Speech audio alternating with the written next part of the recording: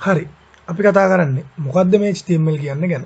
ඉතින් ඔයාලට මහ ලොකු කාලයක් නැහැ මේ HTML කියන පාඩම කොට දාගන්න. මොකද හේතුව ඔයාලට ඉක්මනටම විභාගය තියෙන නිසා. නමුත් මේකට එන සෙකන්ඩ් එකේ ප්‍රශ්න කොට දාගන්න ඔයාලට මේ තියරි ටික හොඳටම අහගෙන ඉරියොත් හොඳටම ප්‍රයෝජනවත්. ඉතින් සෙකන්ඩ් එකේ ලකුණු 10ක ප්‍රශ්නයක් තමයි HTML ගාන කියන්නේ. ඒ වගේම ඔයාලට MCQ එකේ ප්‍රශ්න දෙකක් හෝ තුනක් ඔයාලට මේ HTML ගානෙන් එනවා. ඉතින් ඇත්තටම ලකුණු 13ක් 12ක් උපරිමයට ගන්න පුළුවන් ප්‍රශ්නයක් තමයි මේ HTML කියලා කියන්නේ. ඉතින් ඇත්තටම මේ HTML කියන එක භාවිතා කරන්නේ වෙබ් පේජ් හදන්න. එක වෙබ් පේජ් භාවිතා කරන්න. වෙබ් පේජ් හදන්න තමයි මේ HTML භාවිතා කරන්නේ. ඉතින් අපි බලමු ඔයාලගේ සිලබස් එකේ O level සිලබස් එකේ ඔයාලට කොච්චර දුරකට මේ HTML එනවද කියන එක. ඉතින් ඇත්තටම මහ ලොකු දෙයක් නෑ මේ HTML එක ඉගෙන ගන්න. ඔයාලා මේකේ තියෙන මේ සුළු දේවල් ටික දැනගත්තොත් ඔයාට පුළුවන් මේ ලකුණු 12 මේ ලකුණු 13 ඉක්මනටම ගන්න. ඉතින් අපි මුලින් ඉඳන්ම ඉක්මනටම මේ HTML ටික ගොඩ දාමු. ඉතින් ඔයාලගේ සිලබස් එකේ තියෙන විදියට ඔයා මේක කරන්න ඕනේ නෝට්පෑඩ් එක උපයෝගී කරගෙන. ඉතින් මම පෙන්නන්න කොහොමද නෝට්පෑඩ් එකෙන් මේ වැඩේ කරගන්නේ කියලා. අපි කතා කරන්නේ ටයිටල් එකක් ගැන. ටයිටල් එක කියලා කියන්නේ මොකද්ද? මාතෘකාව. ඕනම දෙයකට මාතෘකාවක් තියෙනවා. ඉතින් මේ HTML වලට මාතෘකාවක් තියෙනවා. ඉතින් අපි මුලින් ඉඳන්ම බලාගෙන යමු. මෙතන තියෙනවා HTML කියලා ටැග් එකක්. මේක අනිවාර්යයෙන්ම ටැග් එකක්. ඔයා HTML එකනයක් ලියන නිසා HTML කියන එක අනිවාර්යයෙන්ම ටැග් එකක්. එතකොට අපි ටැග් එකක් ඕපන් කරනවා නම් ඒ විදිහටම පල්ලෙහෙන් මේක ක්ලෝස් කරලා දාන්න ඕනේ. ටැග් එකක් ඕපන් කරනවා නම් අපි අනිවාර්යයෙන්ම මේක පල්ලෙහෙන් ක්ලෝස් කරලා දාන්න ඕනේ. ඊළඟට අපේ තියෙනවා head කියලා. head කියලා එකක් තියෙනවා. අපි ඒක ඇතුලේ තමයි මෙන්න මේ title කියන එක ඇතුළත් කරන්නේ. ඉතින් අපි බලමු මේ title කියන එක ඇතුළත් කරලා කොහොමද වෙන්නේ කියලා. මම title කියන එක ඕපන් කරලා ඉවරලා එතන ගහනවා HTML 2021 කියලා. ඊට පස්සේ මේ title කියන එක ක්ලෝස් කරලා දානවා. ඊට පස්සේ මම මෙතන file වලට ගිහිල්ලා save as යනවා. save as ගිහිල්ලා අපි මේක save කරන්න ඕනේ. මෙන්න මේ විදිහට ඔයා හිතන්න ඔයා ෆොටෝ එකක් save කරනවා නම් save කරන්නේ JPEG එකක් විදිහට. ඒ කියන්නේ JPEG විදිහට. ඒ වගේම තමයි ඔයා HTML එක ගැන යන්න save කරන්න ඕනේ. ඔයා save කරන්න ඕන විදිහ තමයි .html කියන එක. මොකද්ද? .html කියන දෙකෙන් කැමති එක. හරි. මම මේක HTML ෆයිල් එකක් විදිහට save කරනවා. මම මේක save කරනවා 2021.html කියලා. මට ඕන නම් මේක මට මේක ඕන නම් htm කියලා save කරන්න පුළුවන්. හැබැයි මම මේක html කියලා save කරනවා මගේ desktop එකට. 2021 html කියලා. අපි ගිහින් බලමු desktop එකට. මෙන්න මෙතන තියෙන 2021 කියලා icon එකක් එක්කම. එතකොට ඔයාලට පේනවා මෙන්න මෙතන තියෙන මාතෘකාව මොකද්ද? html 2021 කියලා. ඉතින් අපි මේ නෝට්පෑඩ් එකත් එක්ක වැඩ කරේ ඔයාලට O level සිලබස් එකේ තියෙන නෝට්පෑඩ් එකෙන් වැඩ කරන්න තියෙන නිසා. නමුත් මම මේක දැන් ඉඳන් වෙබ් පේජ් එකකින් කරගෙන යනවා. අපි දැන් බලමු ඒක කරන්නේ කොහොමද කියලා. හරි. මම මේකට භාවිතා කරන්නේ W3 Schools කියන වෙබ්සයිට් එක. මේකේ අපිට පුළුවන් මෙන්න මේ HTML කෝඩ්ස් ටික ටයිප් කරගන්න. ඉතින් මම මුලින්ම කරන්නේ මේ header කියන එක. header කියන එක කියලා කියන්නේ පාට ඕන මාතෘකාව ඕනම දෙයක් highlight කරලා කොහොම හරි ලස්සනට කරගන්න ඕනම size එකකට කරගන්න තමයි මේ header එක භාවිතා කරන්නේ. ඉතින් අපි බලමු කොහොමද මේක භාවිතා කරන්නේ කියලා. ඉතින් මුලින්ම ඔයා ටයිප් කරන්න ඕනේ h1 එක ටයිප් කරන්න ඕනේ. මම ඔන්න h1 කියලා ටයිප් කරා. ටයිප් කළා අහනවා මම මෙතන ප්‍රනීත් මාර්ෂාන් කියලා. මම ඔයාලට මුලින්ම කිව්වා ටැග් එකක් ඕපන් කරනවා නම් ඒ ටැග් එක අනිවාර්යයෙන්ම ක්ලෝස් කරන්න ඕනේ. ඒ නිසා මම මේ ටැග් එක ක්ලෝස් කරලා දානවා. h1 ක්ලෝස් ටැග් එක ක්ලෝස් කරලා දානවා. අපි බලමු මේක රන් කරලා කොයි වගේද මේක පෙන්වන්නේ කියලා. ඔයාලට පේනවා ප්‍රනීත් මාර්ෂාන් කියලා ඉතා ලොකුවට ලස්සනට මේක පෙන්වනවා. ප්‍රනීත් මාර්ෂාන් කියලා ඉතා ලොකුවට ලස්සනට මේක පෙන්වනවා. ඉතින් මේ h1 වගේ h6 වෙනකන් ටැග් 6ක් තියෙනවා. h1 ඉඳන් h6 වෙනකන් ටැග් 6ක් තියෙනවා. මේකේ එන්න වෙන්නේ හරිනම් ඔයා හිතන්නකෝ දැන් එකේ ඉඳන් 6ට යනකොට අංක මොකද වෙන්නේ? ලොකු වෙනවනේ. හැබැයි මේ HTML වල එකේ ඉඳන් 6 වෙනකොට යද්දි වෙන්නේ ලොකු වෙන එක නෙමෙයි අකුරු වල size එක පොඩි වෙන එක. අපි බලමු කොහොමද මේ දේ වෙන්නේ කියලා. ඉතින් මං ටයිප් කරගෙන ඉන්නවා. මං H2 ඉඳන් මේ ටික සිලෙක්ට් කරලා ගන්නවා. H2 ඉඳන් මේ ටික සිලෙක්ට් කරලා ගන්නවා. මම මෙතනින් මේ ටික පේස්ට් කරගන්නවා. ඉතින් මං H1 H2 H3 H4 H5 H6 කියන දේවල් ටික මේකේ සටහන් කරගත්තා. ඊට පස්සේ අපි බලමු රන් කරලා. ඔයාලට පේනවා එන්න අකුරු වල ප්‍රමාණය පොඩි වෙලා තියෙනවා. ඉතින් මේ හෙඩර් එකෙන් වෙන්නේ මොකද්ද? අකුරු වල Tamanට අවශ්‍ය ප්‍රමාණයට අකුරු හදා ගන්න එක තමයි මේකේ වෙන්නේ. ඉතින් මාතෘකාව වගේ ටයිප් කරද්දි ඔයා හිතනවා ප්‍රධාන මාතෘකාව වගේ ටයිප් කරනවා නම් අනිවාර්යයෙන්ම මේ H1 වගේ ටැග් එකක් යූස් කරන්න ඕනේ. ඔයා හිතන්න ඔයාට අවශ්‍ය වෙන්නේ පොඩි මාතෘකාවක් ටයිප් කරන්න කියලා. එහෙනම් ඔයාට අනු මාතෘකාවක් වගේ ටයිප් කරන්න නම් මේ H4 H3 වගේ එකක් භාවිතා කරන්න පුළුවන්. ඉතින් මේ හෙඩර් එකෙන් වෙන්නේ හරි. අපි බලමු ඊළඟ ටැග් එක. ඊළඟ ටැග් එක තමයි paragraph ටැග් එක. ඉතින් අපි බලමු මේ paragraph ටැග් එකේ මොකද්ද වෙන්නේ කියලා. මේකේ සංකේතය තමයි P. paragraph ටැග් එක කියලා කියන්නේ P. අපි ගහමු my school is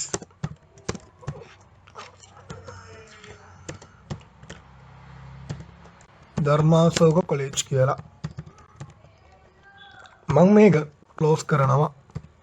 අංගුව අනිවාර්යයෙන්ම පටන් ගත්ත දෙයක් අනිවාර්යයෙන්ම ක්ලෝස් කරන්න ඕනේ කියලා. අපි ඒක රන් කරලා බලමු.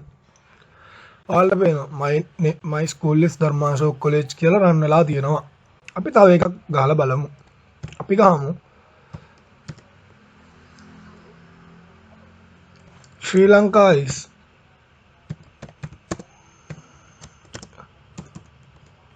a beautiful country.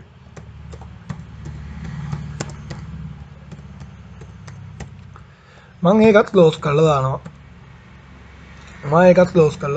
අපි බලමු මේකත් රන් කරලා. ඔයාලට පේනවා මේ දෙක ඉඩකඩ ඇතුව වෙන වෙනම ටයිප් වෙලා තියෙනවා මේ paragraph ටැබ් එකේ. ඊළඟ ටැග් එක තමයි break ටැග් එක. ඉතින් මම කලින් වගේම P එකක් නොගා. ඒ කියන්නේ paragraph කියන එක නොදා normal ලියන විදියට මේ වාක්‍ය දෙකම ලියලා තියෙනවා. අපි බලමු මේ දෙක රන් කරලා. ඔයාලට පේනවා කිසිම ඒ කියන්නේ ඔයාලට පේනවා මැදින් බෙදිලා පල්ලෙහාට ඇවිත් නැහැ. ඒ කියන්නේ මෙතනින් මම ලියලා තියෙන්නේ මුල් එක උඩින් ශ්‍රී Lanka is a beautiful country කියන එක යටින්. නමුත් ඔයාලට පේනවා මේක ඩිස්ප්ලේ වෙලා තියෙන්නේ කොහොමද? මේ දෙකම එක දිගට. ඉතින් මට ඕන වෙනවා මෙන්න මෙතනට break ටැග් එකක් ඕපන් කරගන්න. මම මෙතන දානවා BR කියලා ටැග් එකක්. බලමු අපි මේක රන් කරලා. ඔයාලට පේනවා my school is Dharmashoka college කියන එකට පල්ලෙහෙන් ශ්‍රී Lanka is a beautiful country කියන එක වැටලා තියෙනවා. අපිට තව වාක්‍යයක් පල්ලෙහෙන් ලියන්න ඕන නම් අපි කරන්න ඕනේ මෙතෙන්ටත් break tag එකක් දාලා පල්ලෙහෙන් අපිට කැමති එක ලියන එක. ඔන්න ඔය විදිහට තමයි මේ break tag එක දාන්නේ. ඉතින් ඔයාලට තේරෙනවා ඔයාට කුමන හෝ වාක්‍ය ඛණ්ඩයක් කඩලා පහලින් පහලට ලියන්න ඕන නම් ඔයා අනිවාර්යයෙන්ම මේ break tag එක තමයි ඕපන් කරගන්න ඕනේ. දැන් අපි කතා කරන්නේ paragraph tab එකේ තියෙන තව පොඩි කැලලක් ගැන. align කිරීම ගැන තමයි දැන් අපි කතා කරන්නේ. ඉතින් paragraph tab එක ඔයා දැකලා ඇති. paragraph tab එකෙන් ඕන දෙයක් type කරාට පස්සේ අපි බලමු මෙතන paragraph කියන එක දාලා. මම paragraph කියන එක දානවා. ආයෙ මෙතනින් මම paragraph කියන එක close කරනවා. බලමු අපි මේක run කරලා කොයි වගේද එන්නේ කියලා. ඔයාලට පේනවා වම් පැත්තේ කොනට වෙන්න තමයි මේ දේවල් type වෙන්නේ. මේ දේවල් run වෙන්නේ. මට ඕන වෙනවා මේක දකුණු පැත්තේ කොනට align කරන්න. මේකට තමයි අපි P කියන ටැබ් එක ඇතුලේ align කියන එකක් ඇතුළත් කරන්නේ. P align කියන එකක් ඇතුළත් කරන්නේ. මම දානවා සමානයි කියලා P align commas ඇතුලේ right කියලා. P align right කියලා මම මේක type කරනවා. අපි බලමු කොහොමද මේක run වෙන්නේ කියලා. ඔයාලට පේනවා දකුණු පැත්තේ කොනට වෙන්න ඉඳන් තමයි මේ P align right කියන එක පටන්ගෙන තියෙන්නේ. ඔයාලට පේනවා ඇති P align right කියන එක දකුණු පැත්තේ කොනට බර වෙලා තමයි තියෙන්නේ. මම මෙතන මේ P align right කියන එක අයින් කරලා දාලා මම මෙතනට දානවා P align center කියලා. P align center කියලා. අපි බලමු run කරලා කොයි වගේ එකක්ද තියෙන්නේ කියලා. ඔයාලට පේනවා මැදට වෙන්න. ඒ කියන්නේ ශ්‍රී ලංකාව was the first Asian country කියන එක ඉඳන් මැද තමයි හරියට මේ දේවල් තියෙන්නේ. හැබැයි මට ඕනේ මේ දෙකම සමාන්තරව තියෙන්නේ. ඒ කියන්නේ වම් පැත්තයි දකුණු පැත්තයි දෙපැත්තම වැඩියෙන් බර නොවි හරියටම මැද තියෙන්න ඕනේ. මම මේකට භාවිතා කරනවා justify කියලා එකක්. justify කියලා ෆන්ක්ෂන් එකක් මම භාවිතා කරනවා. අපි බලමු කොහොමද තියෙන්නේ කියලා. ඔයාලට පේනවා එතකොට ඉතාලම ලස්සනට දෙපැත්තටම සමාන්තර වෙන විදියට අපි පොත්වල ලියන විදියට තමයි මේ justify කියන එක තියෙන්නේ. ඉතින් මේ p align aligns දාලා center left right and justify විදියට අපිට මේ දේවල් වෙනස් කරගන්න පුළුවන්. හරි. අපි ඊළඟ ටැග් එකට යමු. මේ ඊළඟ ටැග් එක කියන්නේ bold ටැග් එක. අපි බලමු මේ bold ටැග් එකෙන් මොකද්ද වෙන්නේ කියලා. මේක B වලින් තමයි තියෙන්නේ. අපි මේක අර විදිහටම ක්ලෝස් කරන්න ඕනේ. අපි බලමු රන් කරාට පස්සේ මොන වගේ එකක්ද එන්නේ කියලා. ඔයාලට පේනවා මේක ගොඩක් highlight වෙලා bold වෙලා තමයි මේක පෙන්වන්නේ. ඉතින් bold කියන ටැග් එකකින් එන්නේ ඔයාට අකුරු පාට ගන්නවන්න තමයි මේ bold කියන ටැග් එක තියෙන්නේ. තව ටැග් එකක් තියෙනවා. ඒකේ සංකේතය I. simple I තමයි මේකේ සංකේතය. මම ඒකත් දානවා. my school is Dharmashoka college කියලා. මම ඒකත් ක්ලෝස් කරනවා I එකෙන්. මේ ටැග් එකේ නම ඉටැලික්. ඉටැලික් අකුරු වල දැකලා තියෙනවා. පොඩ්ඩක් ඇද වෙලා තමයි තියෙන්නේ. අපි බලමු රන් කරලා මේක කොයි වගේද පෙන්වන්නේ කියලා. ඔයාලට පේනවා my school is Dharmashoka college කියලා. පේනවා අකුරු ඇද වෙලා. හැබැයි ඔයාලට පේනවා මේක එක දිගට දීලා තියෙන. ඒකට හේතුව මොකද්ද? අපි මෙතෙන්ට බ්‍රේක් ටැග් එක නොදාපු නිසා. අපි මෙතෙන්ට බ්‍රේක් ටැග් එකක් දාලා බලමු. මොකද වෙන්නේ කියලා. ඔයාලට පේනවා එකක් පල්ලෙහාන් එකක් වෙන්න මේක ආවා. ඉතින් අපිට ඊළඟ එක ටයිප් කරන්න නම් ඔයාලා දන්නවා අනිවාර්යෙන් මෙතන අපි බ්‍රේක් ටැග් එකක් ගහන්න ඕනේ. ඔන්න අපි බ්‍රේක් ටැග් එක ගහලා ඊළඟ එකට යනවා. ඊළඟ එක තමයි යටින් ඉරක් අඳින එක අන්ඩර්ලයින් කරන එක. එතකොට ඒක කියන්නේ U simple U තමයි මේක. එතකොට මොකද්ද යටින් ඉරක් අඳීම? මම මේක ටයිප් කරනවා. my school is Dharmashoka college කියලා. මම මේක ක්ලෝස් කරනවා simple U. අබ්බලම් මේක රන් කරලා මොන වගේ එකක්ද තියෙන්නේ කියලා. ඔයාලට පේනවා my school is Dharmashoka college කියන එක යටින් ඉරක් ඇඳිලා තියෙනවා. ඉරක් ඇඳිලා තියෙනවා. ඊළඟට අකුරු ඇතුලෙන් ඒ කියන්නේ ඔයා හිතන්න ඔයා ශ්‍රී ලංකා කියලා එහෙම නැත්නම් ධර්මාශෝක කොලෙජ් කියලා මැදින් ඉරක් අඳිනවා කියලා හරියටම මැදින් ඉරක් අඳින්න ඕනේ. මේකට භාවිතා කරන්නේ S strike out S කියන එක තමයි භාවිතා කරන්නේ. අපි බලමු මේක කරලා. ඉස්සකුර දානවා. ඔන්න මම පටන්ගෙන මම ආයෙමත් ලියනවා. my school is Dharmashoka college කියලා. මම මේකත් ක්ලෝස් කරලා දානවා. අපි බලමු මේක රන් වෙන්නේ කොයි වගේද කියලා. ඔයාලට පේනවා my school is Dharmashoka college කියලා. මේක මැදින්ම තමයි මේ වෙලාව තියෙන්නේ. මම මේකට බ්‍රේක් එකක් දාලා යටින් දා ගන්නවා. ඔයාලට පේනවා my school is Dharmashoka college කියන එක හරියටම මැදි ඉරක් ගිහිල්ලා තියෙනවා. අන්න ඔයාලා දැනගන්න ඕන simple tags වගේ. ඉතින් bold, italic, underline, strike out කියලා කියන්නේ ඔයාලා දැනගන්න ඕන simple tags. හරි. අපි මේ center කියන්නේ මොකක්ද කියලා බලමු මේ center tag එක. ඉතින් මම මේ ප්‍රනීත් මල්ෂාන් කියන එක රන් කරලා බලනවා. ඉතින් ඔයාලට පේනවා වම් පැත්තේ කොනටම වෙන්න තමයි මේ ප්‍රනීත් මල්ෂාන් කියන එක තියෙන්නේ. මම මෙතෙන්ට center tag එකක් එක්ක මෙතෙන්ට දාලා sorry මගේ මෙතන වැදිලා නැහැ එක center tag එක දාලා මෙතන පිටිපස්සෙන් center tag එක close කරලා දානවා. හරි. center tag එක close කරාට පස්සේ ඔයා බලන්න මෙන්න මේ ප්‍රනීත් මල්ෂාන් කියන එක හරියටම ගිහිල්ලා මැදින් ස්ථානගත වුණා. මට ඕන වෙනවා මේක bold කරන්න. අපිට පුළුවන් මේ center tag එක තියෙද්දිම තව tag එකක් විදියට bold tag එකත් open කරන්න. මම bold tag එක open කරලා bold tag එක close කරලා දානවා. බලමු මොකද්ද වෙන්නේ කියලා. ඔයාලට පේනවා මේ ප්‍රනීත් මල්ෂාන් කියන එක bold වුණා. ඕනනම් අපිට මේක bold නෙමෙයි මේක italic වුණත් කරන්න පුළුවන්. අපි බලමු මේක italic කරලා කොහොමද වෙනස් වෙන්නේ කියලා. එතකොට ඔයාලට පේනවා italic කරාට පස්සේ වෙනස් වෙන විදිය.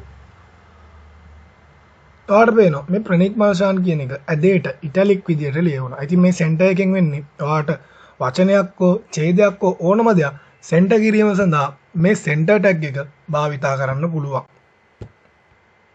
අපි දැන් කතා කරන්නේ subscript and superscript කියන්නේ මොකක්ද කියන එක. ඔයා හිතන්න ඔයාට ඕන වෙනවා සමහර අකුරු ඔයාගේ අකුරු වලට දා ටිකක් උඩින් හෝ පහළින් මේ දේවල් ටයිප් කරන්න.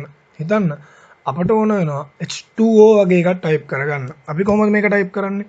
H2O.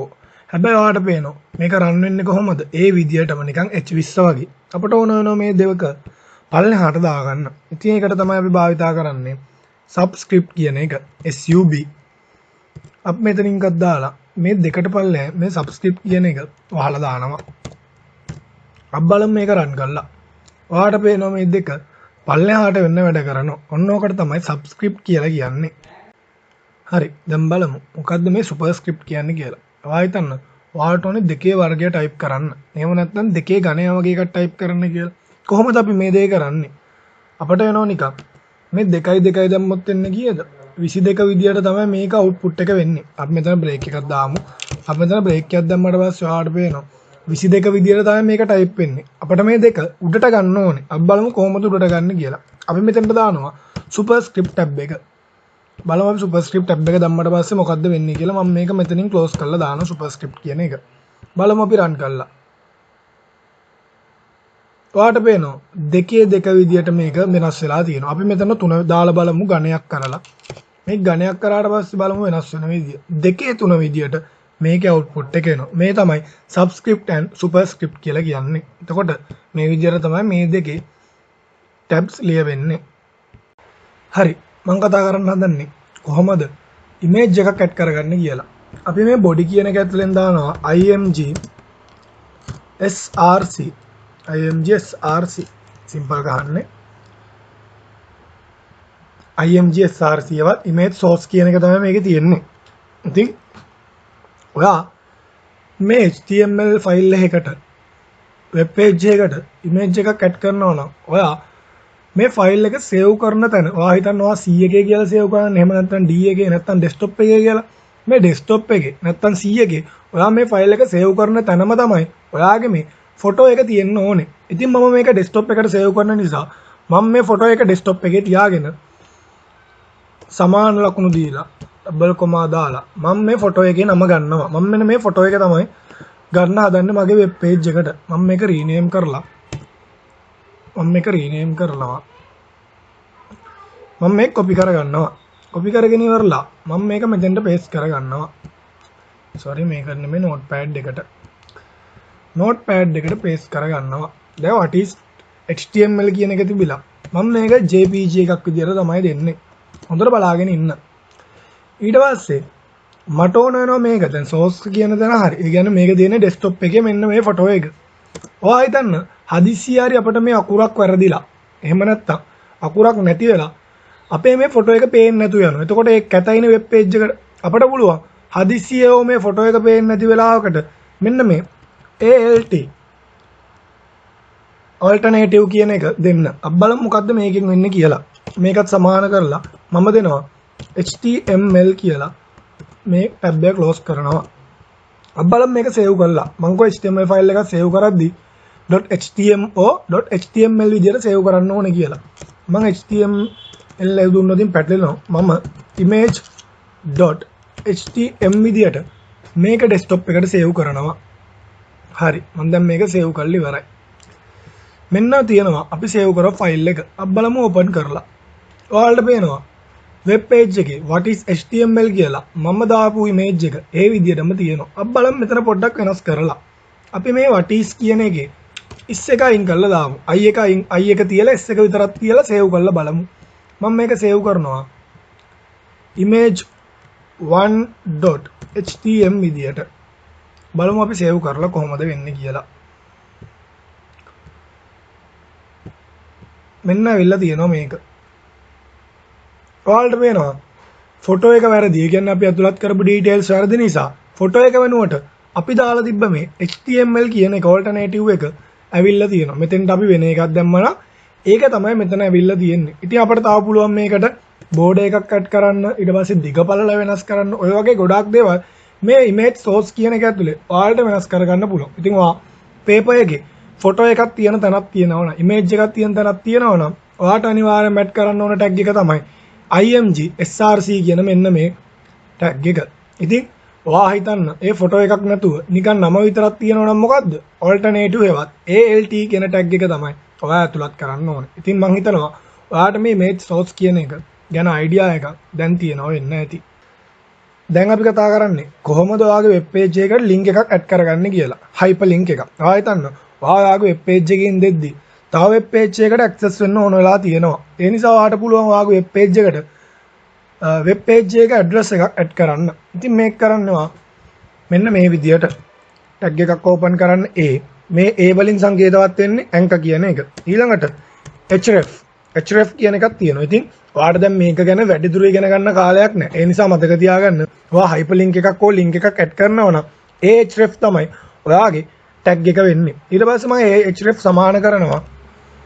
සමානයි කියලා දාලා මෙන්න මේකට මම ගන්නවා විකිපීඩියා එකේ තියෙන ශ්‍රී ලංකා කියන එකේ කොටසක් ඡේද කොටසක් අරගෙන මම මේක පේස්ට් කරගන්නවා.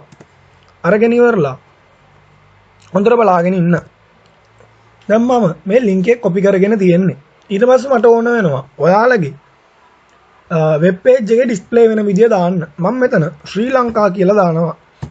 ශ්‍රී ලංකා කියලා දාලා මේකත් ක්ලෝස් කරලා දානවා.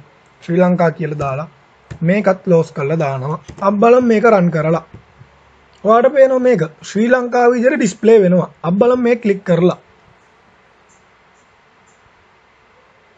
ඔයාලට පේනවා ශ්‍රී ලංකාවල විකිපීඩියා එකේ ඔක්කොම දේවල් ටික ඇවිල්ලා තියෙනවා මෙන්න මෙතන. ඉතින් මට ඕන වෙනවා නම් මෙතන මේ ශ්‍රී ලංකා කියන එක විදියට ක්ලික් here කියලා දාන්න. මම මෙන්න මෙතන දානවා ක්ලික් here කියලා. අබ්බලම් මේක රන් කරලා ඔයාලට පේනවා මේක ඩිස්ප්ලේ වෙන්නේ ක්ලික් here කියලා. ඒ ක්ලික් here කියන එකේ බුවත් වෙන්නේ විකිපීඩියා එක ශ්‍රී ලංකාවල. ඉතින් කොහොමද හයිපර්ලින්ක් එකක් ඇඩ් කරන්නේ? href කියන එක දාලා ඔයාට අවශ්‍ය ලින්ක් එක මෙන්න මෙතෙන්ට කොපි කරගන්න. අපි යමු තව ලින්ක් එකක් ඇඩ් කරගන්න. ඉතින් මම මෙතන සර්ච් කරනවා ඉන්දියා කියලා. ඉන්දියා කියලා සර්ච් කරලා මම මේ ඉන්දියාවල විකිපීඩියා කියන එකට යනවා. ඒකට ගිහිල්ලා මම මෙන්න මේක සිලෙක්ට් කරගන්නවා. මම මෙන්න මේක සිලෙක්ට් කරගන්නවා. කරගෙන මම මෙන්න මෙතන පේස්ට් කරගන්නවා. හොඳට බලාගෙන ඉන්න මේ ටික. අබ්බලම් මේක රන් කරලා ඔයාලට පේනවා මෙතන ක්ලික් here කියලා තියෙනවා. අබ්බලම් මේක ක්ලික් කරලා ක්ලික් කරාට පස්සේ ඔයාලට පේනවා ඉන්දියාවල විකිපීඩියා එක මෙතන තියෙනවා. අපිට ඕන නම් මෙතන ක්ලික් here කියන එක වෙනස් කරගන්න පුළුවන්. අපි ගහමු මෙතන ඉන්දියා කියලා. ඉන්දියා කියලා ගහලා මේකත් රන් කරලා බලමු. ඉතින් මෙතන තියෙන්නේ මොකද්ද? ඉන්දියා කියන එක. ඔන්න ඔය විදිහට තමයි හයිපර්ලින්ක් එකක් ඇඩ් කරගන්නේ. මොකද්ද? මේකේ ටැග් එක ahref. ahref තමයි මේකේ ටැග් එක. ඉතින් ඔයාලගේ පේපර් එකේ මොකක් හරි ලින්ක් එකක් දීලා ටැග් එක අහලා තිබ්බොත් ටැග් එක තමයි ahref කියලා කියන්නේ. මේක හැම අවුරුද්දෙම ආපු ප්‍රශ්නයක්. මේ ahref කියන එක අනිවාර්යෙන්ම ගොඩක් අවුරුදු වලම තිබ්බා. හැම අවුරුද්දෙම වගේ තිබ්බ ගොඩක් O level papers වල. ඒ නිසා මේ href කියන එක හොඳටම මතක තියාගෙන යන්න. හරි. දැන් අපි කතා කරන්නේ order list හා unorder list ගැන. අබ්බලම් මොකද්ද මේ order list and unorder list කියන්නේ කියලා. මම මුලින්ම unorder list කියලා දෙන්න. මේක tag එක තමයි ul කියලා කියන්නේ. ul කියලා type කළා අපි list එක ගහගෙන යමු. li කියලා ගහනවා. මම ගහනවා මෙතන list එක. සිංහල. ඊට පස්සේ මම මේ close කරනවා. ඊළඟට ගහමු අපි තව list එකක්.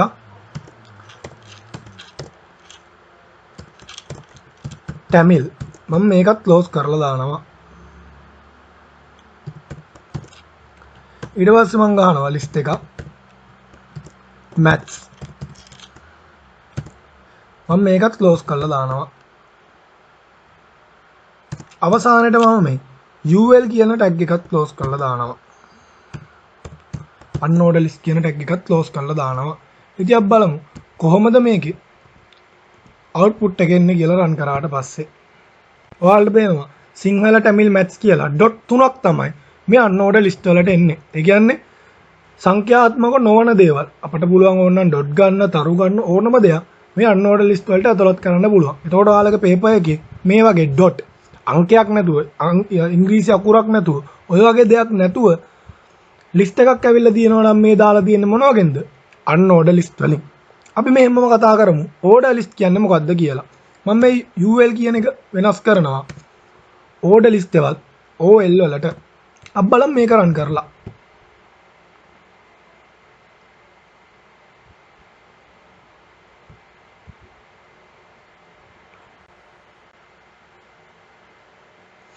හරි. ඔයාලට පේනවා කෙලින්ම ඇවිල්ලා තියෙනවා 1 2 3 විදියට.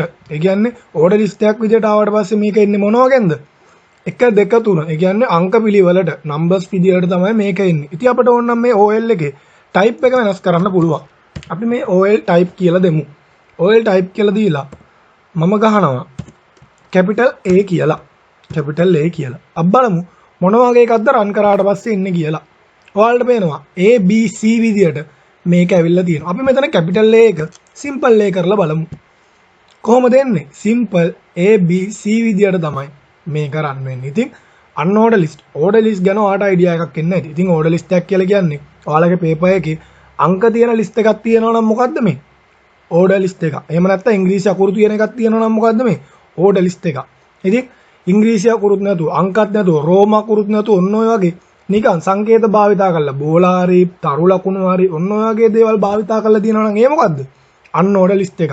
ඔන්න ඕක තමයි ඔයාලා හරියටම වෙන් කරලා අඳුර ගන්න ඕනේ. අන්න අපි කතා කරන්නේ ඩෙෆිනේෂන් ලිස්ට් එකක් ඒවා ඩිස්ක්‍රිප්ෂන් ලිස්ට් එකක් ගැන. ඉතින් මේක වෙන්නේ මොකක් හරි විස්තරාත්මක දෙයක් හංගවන්න. ඒ කියන්නේ අපි කලින් කතා කරේ ඕඩර් ලිස්ට් and අන්ෝඩර් ලිස්ට්. ඒ වගේ එකක් නෙමෙයි. අපි කිසියම්ම විස්තරයක් එක්ක මේ දේවල් දක්වන්න තමයි මේ ඩිස්ක්‍රිප්ෂන් ලිස්ට් කියන එක භාවිතා කරන්නේ. මේකේ ටැග් එක තමයි DL. DL කියන ටැග් එක තමයි මේකේ ටැග් එක. ඊට පස්සේ අපි මුලින්ම DT ගන්න ඕනේ. DT ගන්න ඕනේ. DT අරගෙන අපි දාමු මේක ICT කියලා. ඊට පස්සේ මම මේ DT කියන එක ක්ලෝස් කරලා දානවා. DT කියන එක ක්ලෝස් කරලා දානවා. ඊට පස්සේ මම කියනවා මේ ICT උගන්වන්නේ කවුද? ප්‍රනීත් මල්ෂාන් කියන එක්කෙනා නිසා මම data DD විදියට දෙනවා මගේ නම. ප්‍රනීත් මල්ෂාන් කියලා දීලා මම මේකත් ක්ලෝස් කරලා දානවා. ඊට පස්සේ මම තව DT එකක් දෙනවා. අපි දාමු සිංහල කියලා. ඒකත් DT වලින් ක්ලෝස් කරලා දානවා. මම කියනවා මේ සිංහල උගන්වන්නේ කමල් කියලා කෙනෙක්. ඊට පස්සේ මම කරන්නේ මේ DD වලින් මේක ක්ලෝස් කරලා දානවා. අවසානයේට අපි මොකද්ද කරන්න ඕනේ? උඩම ගත්ත මේ ඩෙෆිනිෂන් ලිස්ට් කියන එක ක්ලෝස් කරලා දාන්න ඕනේ. DL වලින් මේක ක්ලෝස් කරලා දානවා. අපි බලමු මේක රන් කරලා මොන වගේ එකක්ද එන්නේ කියලා. ඔයාලට පේනවා ICT ප්‍රනීත් මල්ෂාන් සිංහල කමල් කියලා මේ දේවල් ඇවිල්ලා තියෙනවා. අපට ඕන තව ඕනම කෙනෙක්ගේ නමක් එක්ක මේක දිගට ඇඩ් කරගෙන යන්න පුළුවන්. ඉතින් ඔයාලා දැනගන්න ඕන දෙයක් තමයි මේ විදියට විස්තරාත්මක ලෙස දෙයක් හඳුන්වලා ඔයා හිතන්න මේ ICT කියන තැන තියෙනවා ශ්‍රී ලංකා කියලා. ශ්‍රී ලංකා කියලා අපි ශ්‍රී ලංකාව ගැන හඳුන්වලා ඡේදයක් මෙතන ලියනවා. ඉන්දියා කියලා දාලා ඉන්දියාව ගැන හඳුන්වලා ඡේදයක් ලියනවා. බංග්ලාදේශ කියලා දාලා බංග්ලාදේශ ගැන හඳුන්වා දීලා ඡේදයක් ලියනවා. ඔන්න ඔය වගේ විස්තරාත්මක ඡේදයක් ලියනවා නම් තමයි විස්තරාත්මක ලයිස්තුවක් ගත කරන්න තමයි මේ DL ඒවත් ඩෙෆිනේෂන් ලිස්ට් කියන එක භාවිතා. හරි. දැන් අපි කතා කරන්න යන්නේ මේ පාඩමේ තියෙන වැදගත්ම දෙයක්. ඒ තමයි කොහොමද ටේබල් එකක් ඇඩ් කරන්න කියලා. ඉතින් අපි මුලින්ම ටැග් එක ගහගන්නවා ටේබල් කියලා. මුලින්ම අපි ටැග් එක ගහගන්නවා ටේබල් කියලා. ටේබල් කියලා ටැග් එක ඕපන් කරාට පස්සේ අපි යනවා මුලින්ම ආදන්නවා ටේබල් එකේ උඩම තියෙන ඕන මොනවද? මාතෘකා. ඒ කියන්නේ සිසුවාගේ නම මොකද්ද විෂය ඔන ඔය වගේ දේවල් තමයි තියෙන්නේ. ඉතින් අපි ඔකට කියන්නේ ටේබල් හෙඩ් කියලා. ටේබල් හෙඩ් වල TH. එතකොට ටේබල් හෙඩ් කියලා කියන්නේ මොකද්ද? TH. අපි TH කියන එක ඕපන් කරලා ගන්නවා. TH කියන එක ඕපන් කරලා ගත්තාට පස්සේ